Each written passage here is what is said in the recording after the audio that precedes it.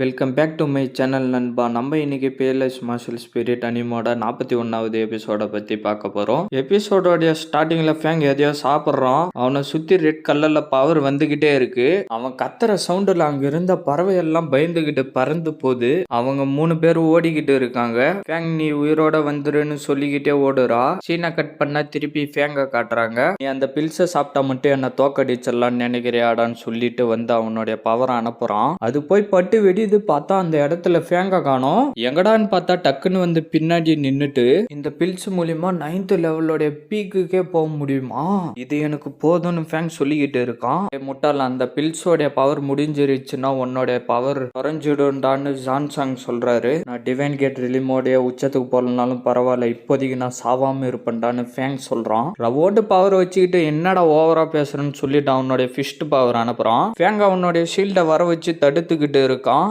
அது வெடிஞ்சு 2 பேர் பக்கமும் நெருப்பா போகுது. அங்க நடக்கிற சண்டைய பார்த்துட்டு ஃபேங்கால இப்போதைக்கு ஜாவோ சன்ஷன் அடிக்க முடியும்னு தெரியுது. ஆனா அந்த பில்ஸோட எஃபெக்ட் முடிஞ்சிருச்சுன்னா ஃபேங்கால ஒண்ணுமே பண்ண முடியாது, அவன் செத்து போயிடுவான்னு அவன் சொல்லிக்கிட்டு இருக்கான். ஃபேங் ஓடி வந்து உதைக்கிறான். அதுல இருந்து தப்பிச்சுட்டு அவனோட பவர் யூஸ் பண்ணி ஃபேங்கோடைய நெஞ்சிலேயே குத்திடுறான். இப்படி ரொம்ப நல்லா இருக்கான்னு அவன் கேக்குறான். ஃபேங் எகிரி அடிக்க வரான். அவன் திரும்பி அவனோட பவரை வர வச்சு ஃபேங் அடிச்சு கீழே தள்ளிடுறான். எங்கடா அவன் பார்த்தா மேல இருந்து அடிக்க வரான். ஃபேங் அதில் இருந்து தப்பிச்சுட்டு அவனோட கோல்டன் ஸ்பிரிட் பவர் மூலியமா அவனை குத்துறான். அந்த இடம் ஃபுல்லாவே கோல்டன் ஸ்பிரிட் பவரா போகுது. ஃபேங் வந்து நின்னுகிட்டு இருக்கான். அவனுடைய பவரை அனுப்புறான். அதை ஷீல்ட வர வச்சு ஃபேங் தடுத்துக்கிட்டு இருக்கான். டக்குன்னு ஓடி வந்து ஃபேங் அடிச்சு கீழே தள்ளிட்டு உங்ககிட்ட வேற என்னெல்லாம் திறமை இருக்கு அதை காட்டுறான்னு சொல்லிட்டு ஃபேங் கிட்ட வரான். ஃபேங் வாயில இருந்து ரத்தம் தெரிச்சுக்கிட்டு வருது. ஃபேங் ஓடி போய் அவன் தலையை யூஸ் பண்ணி அவன் தலையிலே இடிச்சிட்டு பின்னாடி வந்துடுறான். டேய், உனக்கு என்ன மூளை கோயம்பிடிச்சாடான்னு அவன் கேட்கறான். ஃபேங் அதெல்லாம் கண்டுக்காம அவனை உதைக்க வரான். அவனை பிடிச்சி தூக்கி கடாசிடுறான். ஃபேங்கும் வந்து விழுந்துட்டு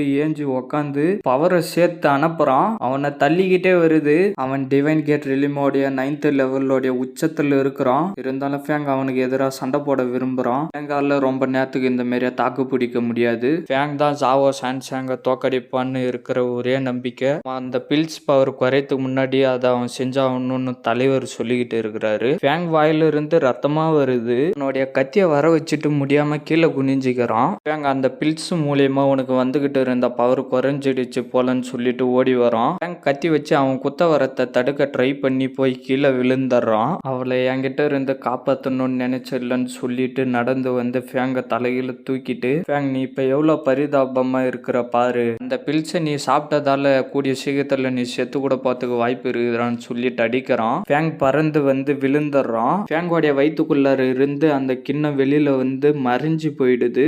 யாரோடைய பேரையோ சொல்லிட்டு இப்போ உனக்கு என்னடா வேணும்னு சொல்றான். அவன் ஃபேங் கிட்ட நடந்து வரான். ஃபேங் வந்து அந்த மலையோட ஒட்டுல உக்காந்துக்கிட்டு கீழே பார்த்துக்கிட்டு இருக்கான். நீ உண்மையிலே என்கிட்ட இருந்து தப்பிச்சு நிம்மதியா செத்து போயிடலான்னு நினைக்கிறியாடா, அது அவ்வளவு சீக்கிரத்துல நடக்காதுன்னு சொல்லிட்டு அவன் ஓடி வரான். ஃபேங் இல்லைன்னு சொல்லிட்டு அந்த சின்ன பொண்ணு கத்திக்கிட்டு ஓடி வரா. ஃபேங் திரும்பி பார்த்துட்டு எகிரி கீழே குதிச்சிடுறான். அவங்க 2 பேரும் வந்து நின்னு பாக்குறாங்க.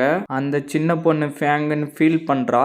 அவன் சிரிச்சுட்டு அந்த இடத்துல இருந்து கிளம்பிடுறான். அங்க நடக்கிற விஷயத்தெல்லாம் அவங்க நின்று பார்த்துக்கிட்டு இருக்காங்க. வாங்க அதை பார்த்துட்டு ஃபேங் மட்டும் என்னுடைய செக்டர்ல இருந்து இருந்தானா நான் அவனை என்னுடைய ஸ்டூடெண்டா கண்டிப்பா ஏத்துக்கிட்டு இருப்பேன்னு சொல்றாரு. தலைவர் என்ன நினைச்சாருன்னு தெரியல. அங்கிருந்து கிளம்புறாரு. எங்க போறீங்கன்னு எல்டர் கேட்ட உடனே நான் கொஞ்சம் தூரம் போயிட்டு வரேன்டான்னு சொல்லிட்டு போறாரு. ரேனுக்கும் அவனுக்கும் ஒரே ஆனந்தம். சீனை கட் பண்ணா அவங்க எல்லாரையும் காட்டுறாங்க. அந்த பொண்ணு அவளுடைய பவர் யூஸ் பண்ணி மோக்லி இங்க சரி பண்ணிக்கிட்டு இருக்கா. ஜாவோ சன்ஷன் மட்டும் இந்த இடத்த விட்டு வெளியில வரட்டும், நான் ஆன்டி கிட்ட சொல்லி அவனை கொன்னுடுவேன்னு கத்துறான். ஃபேங்கால ஜாவோ சன்ஷனை தோக்கடிக்க முடியுமான்னு யூ கேக்குறா. அவன் இவ்வளவு நேரத்துக்கு செத்து போயிட்டு இருப்பான்னு அந்த பொண்ணு சொல்றா. சரியா சொன்னா, நீ எங்க கூட வந்துரு, நான் ஜாவோ சன்ஷனை தோக்கடிச்சு கிவான் யுவான் செக்ட இந்த போட்டியில ஜெயிக்க வைப்பேன்னு மோக்லிங் சொல்றான். கூட நீ வரத்து நல்லதுதான் அந்த பொண்ணு சொல்றா. ஃபேங் எனக்காக சண்டை போட்டுட்டு இருக்கான், அவனை தவிர வேற எதுவும் எனக்கு முக்கியம் இல்லைன்னு சொல்லிட்டு அந்த இடத்துல இருந்து கிளம்புறா. சாவை தேடி போறா. சரியான பைத்தியமா இருப்பா போலன்னு மோக்லிங் சொல்றான். இதோட இந்த எபிசோட் முடியுது ஃப்ரெண்ட்ஸ். மறக்காம வீடியோக்கு லைக் போட்டுட்டு சேனலை சப்ஸ்கிரைப் பண்ணிட்டு பெல் பட்டன் ஆல் கொடுத்துருங்க.